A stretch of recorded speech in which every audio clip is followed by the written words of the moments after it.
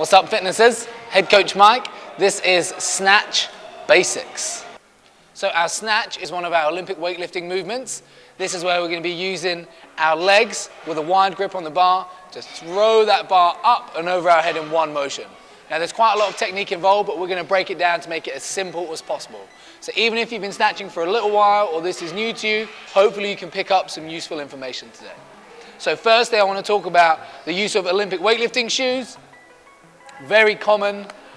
Weightlifting shoes have a large increased heel and they're super sturdy on the bottom, which means that you've got more stability. And that increased stability means that you're going to be more secure when you're jumping and landing and your feet aren't going to be rolling around as much. And the increased heel height makes it a bit easier for most of us to get into a squat position. So you do not have to lift with these. You can, of course, lift in just your regular shoes, but these do improve positions for everyone, so they are a good idea, but they're not necessary. So the basics of our snatch is going to start from the ground up. So making sure that we're comfortable with our stance and we can keep our weight in the middle of the feet.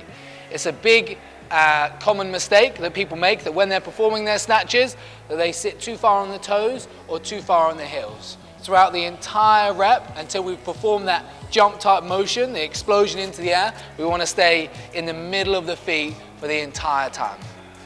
So from the start position,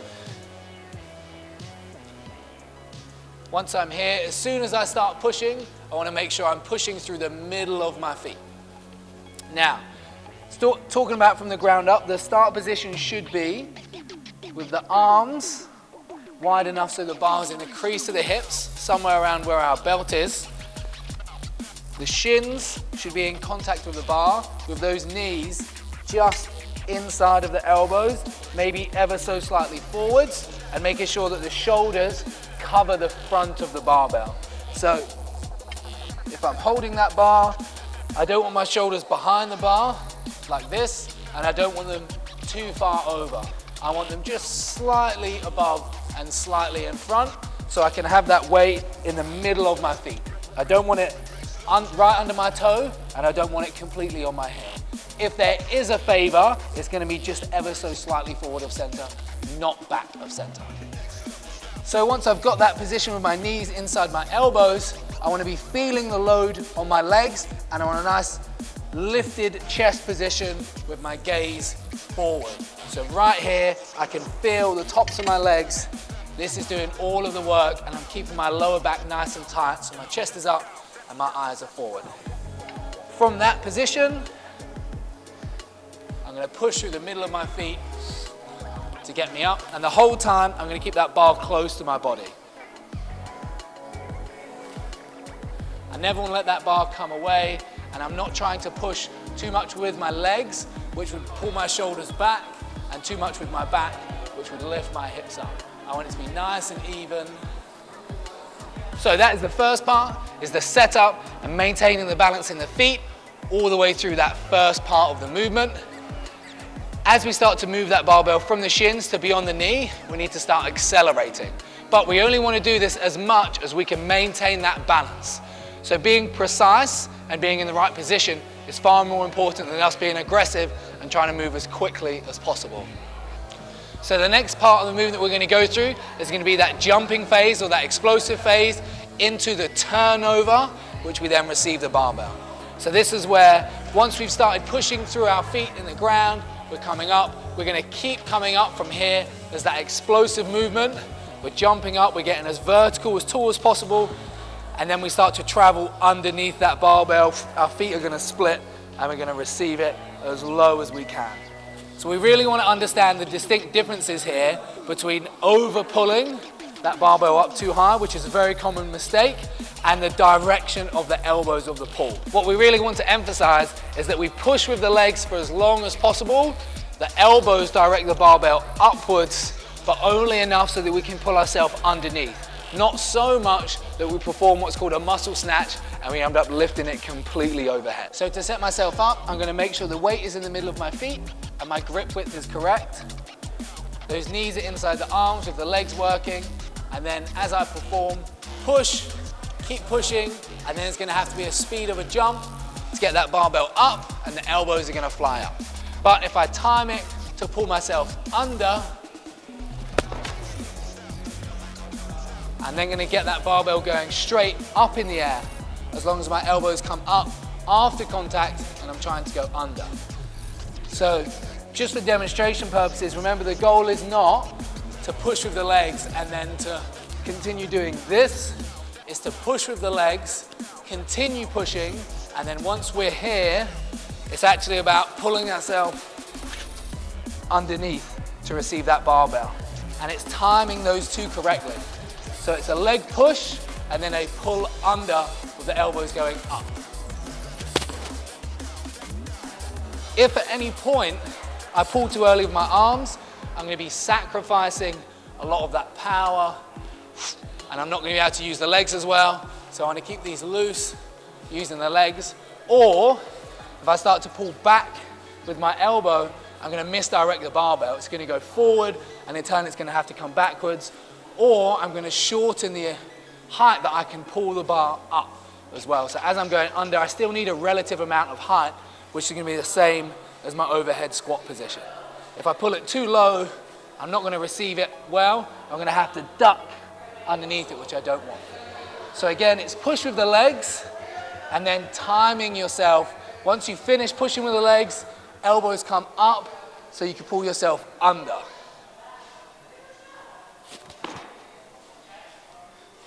So the next thing we're going to talk about is receiving the barbell and the movement of the feet just before we receive it. So you might have noticed there's a bit of an elaborate way where people will create some tension through the aggression of stamping those feet, and also the depth, so how low I'm receiving that barbell.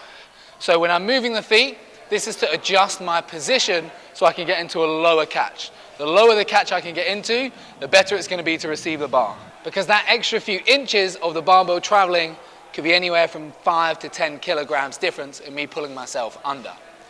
When it comes to the feet, if my feet are too narrow, I'm going to be limited most likely in how low I can squat down, because it requires more flexibility for me to try and receive in this position. Whereas if I can open my feet out nice and wide, I can sit lower, I can sit between my hips, I can receive a lower bar. Now, when I pull from the ground, if I pull with my feet too wide, this top position here isn't quite as high as this top position. So I actually want my feet narrower as I pull because I get more height, and then I want them wider as I receive because I get more depth. I don't want to be going wide to pull and narrow to catch. It's not going to be as conducive. And when I do hit that catch position, I really want the aggression, because for me, it helps me time when I'm receiving that bar.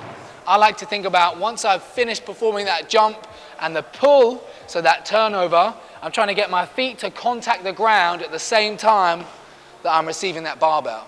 And this cue just helps with the timing, because I don't want to receive my feet first and the barbell is going to land here. I'm going to have to press out, and that would be a no lift, and it's not great. And I also don't want to receive it first where I've got no tension and then I'm here. That means the barbell is going to crash on me, and I definitely don't want that.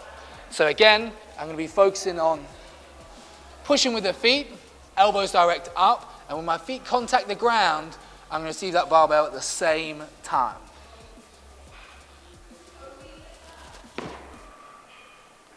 So we're going to go through some basic mistakes now and some simple drills to help you rectify those. So the first one we're going to talk about is the footwork. So like I said, we want to be aggressive, but we don't want to be over-aggressive, and we don't want to overemphasize the feet coming off the ground and then contacting. Often I see people going with this large sort of donkey kick type motion, and actually the longer that you spend in the air, you're wasting time that you could be pulling underneath that barbell. So a great drill for that is starting with your feet even narrower than usual and getting used to sliding or coming up on the toes and spreading those feet. Instead of having just a small distance, we're going to increase that distance, which would increase the time significantly if you are donkey kicking a little bit, which we don't want. So if my usual stance is about here, I'm going to take it in maybe another inch or so. It's going to feel uncomfortably narrow, and then I'm going to snatch from there.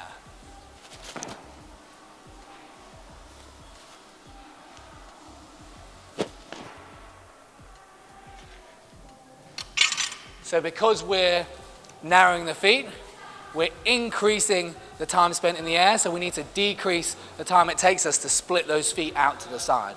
And we don't want to waste time lifting those heels up. We want to get really effective at getting up on the toes and then immediately pulling ourselves down and splitting for that catch position. So the next one we're going to talk about is a drill where we're improving our overhead position for the catch. So another big mistake I see is when people receive that bar, they're quite passive, which means as that load's coming up, they're receiving it and their shoulders are loose and they're catching it here, letting their elbows bend, shoulders drop. And as we start to descend into our squat with that, it's really going to put us in an unfavorable position. And we're not going to be very good at receiving heavier loads there. So we want to focus on always pushing up against the barbell. So a great drill for this is going to be perform a power snatch, where we don't go into that full squat. We enforce pushing up, and then we go down into a very slow overhead squat. So I'm going to perform that regular snatch, but I'm going to catch it higher. From here, I'm going to make sure I'm pushing up on the bar, go down slow, hold, I'm still pushing up on the bar, stand up, reset, and then I can do the same again. And over time, I want to take that depth that I'm receiving it from here to lower and lower and lower. But every time, feet land, pushing up on the barbell. I never want to relax, I never want to catch it passively. Our third and final drill is going to be working on the balance in the feet and that setup position. Like I said, it is super important and it does set the tone for the rest of the lift. So if this is off, it's going to make it really difficult to complete a good lift. We're going to have to make some complications as we go through, so it's best to get it good from the start. So this is going to be one snatch deadlift into one snatch pull into one snatch. And each time we're focusing on keeping that balance. And because we're removing that overhead element for the first two, we can really focus on driving with the legs through the midfoot instead of focusing on throwing that bar up.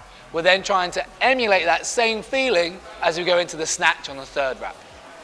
So I'm going to set myself up, weight in the middle of the feet, I know the grip width, knees inside the elbows, middle of the feet, deadlift, pull, snatch. And as I'm pushing away from the ground, each time I'm focusing on using the legs, pushing through the feet, and I'm not rushing. So each one is an extension of the next. Thanks for joining us. This was our Snatch Basics. Hopefully this helps you improve your snatch technique and in turn allows you to be safer and lift more weight in the snatch. This is Head Coach Mike from CrossFit Putney.